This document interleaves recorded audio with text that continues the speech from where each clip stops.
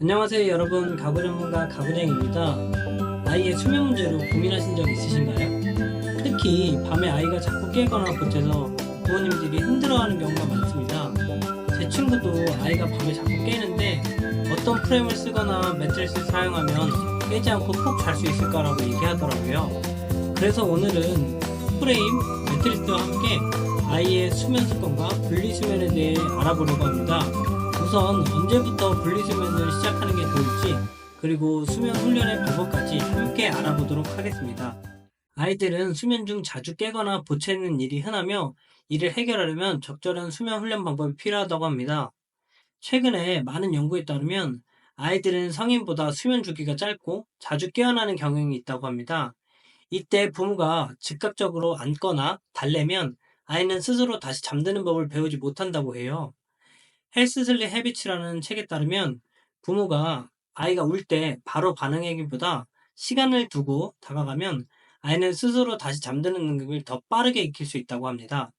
그리고 같은 침대에서 자면 부모가 무의식적으로 아이의 호흡을 방해할 수가 있는 위험이 있는데, 같은 방에서 자더라도 다른 침대에서 재우는 것이 더 안전한 방법이라고 하네요. 그럼 언제부터 분리수면을 시작해야 할까 고민되실 텐데요. 아이의 발달과 수면의 질을 고려할 때 생후 4개월부터 6개월 사이에 분리수면을 시작하는 것이 좋다고 합니다. 그 이유는 아이가 4개월이 지나면 수면 패턴이 성숙해지며 스스로 잠드는 능력이 발달하기 시작한다고 합니다. 이 시기에 분리수면을 시작하면 오히려 더 깊고 안정적인 잠을 잘 수 있다고 하는데요. 최근 연구에 따르면 4개월에 분리수면을 시작한 아이들이 그렇지 않은 아이들보다 더 깊고 오래 잤다는 결과가 나타났습니다. 이제 그럼 어떻게 수면 훈련을 시켜야 할지 궁금하실 텐데요. 아이의 자율성을 길러주기 위한 수면 훈련은 매우 중요합니다. 대표적인 수면 훈련 방법으로는 페이드아웃 방법이 있다고 하는데요. 이 방법은 아이가 울더라도 바로 반응하지 않고 점진적으로 시간을 두며 다가가는 방식입니다. 이를 통해 아이는 스스로 잠드는 능력을 키울 수 있고, 또한 이러한 방식은 아이가 독립적인 수면 습관을 형성하는 데도 매우 효과적이라고 하네요. 다만 이런 걱정을 하시는 부모님들도 계실 텐데요. 모든 아이에게 분리수면이 맞을까라는 건데요. 분리수면이 꼭 모든 아이들에게 적합한 것은 아니라고 합니다. 어떤 아이들은 부모의 신체적 접촉이 중요한 안정감을 제공해 주기 때문에 함께 자는 것이 오히려 아이의 수면의 질을 높일 수 있다고 합니다. 다만 같은 침대에서 자는 것보다는 같은 방에서 다른 침대에서 자는 것이 아이의 안정과 수면의 질 모두를 지킬 수 있는 대안이라고 할 수 있는데요.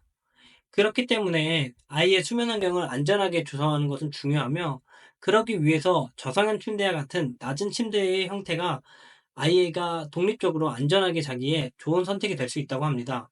그 이유는 저상형 침대는 바닥과 가까워 아이가 자다가 떨어지더라도 큰 부상을 막을 수 있고, 가드를 설치하더라도 생후 6개월부터 아이들이 많이 움직이기 시작하는데, 이 시기에 저상형 침대를 사용하면 더 넓고 편안한 수면 환경을 제공할 수 있다고 합니다.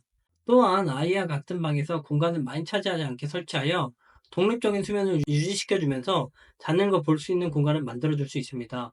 실제로 저희 고객 중 한 분도 아이가 침대에서 움직임이 많아 걱정하시다가 저상형 침대를 사용한 후에 안전하게 재울 수 있다고 하셨습니다. 정리하자면, 자주 깨거나 잠을 잘 안 자는 아이들은 아이의 수면 패턴을 잘 이해하고 그에 맞는 환경을 조성해 주는 게 부모님들이 해주실 수 있는 가장 좋은 해법인 것 같습니다.